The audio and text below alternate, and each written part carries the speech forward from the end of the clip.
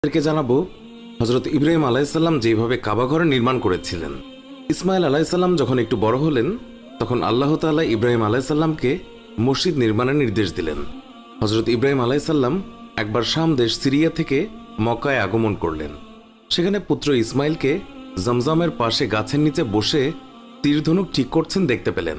হযরত ইব্রাহিম আলাইহিসসালাম এসে তাকে সালাম দিলেন এবং সওয়ারি থেকে অবতরণ করে ইসমাইলের পাশে বসে গেলেন।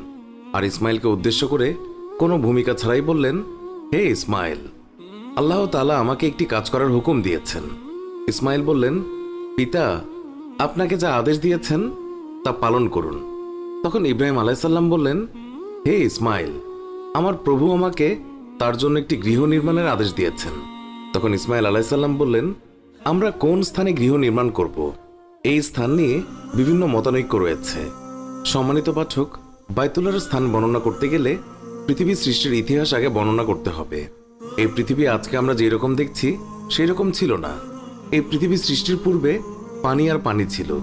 হযরত ইবনে আব্বাস রাদিয়াল্লাহু তাআলা আনহু বলেন, আকাশ মণ্ডলী এবং পৃথিবী সৃষ্টির পূর্বে আল্লাহর আরশ পানির উপরে বিদ্যমান ছিল। ইমাম বাগবী রাহমাতুল্লাহ আলাইহি বলেন, জগৎ সৃষ্টির 2000 বছর পূর্বে আল্লাহ এক ঘূর্ণিঝড় প্রেরণ করলেন যা এই পানিকে প্রচণ্ডভাবে নাড়া দিল, আর এতে কাবা গৃহের অবস্থা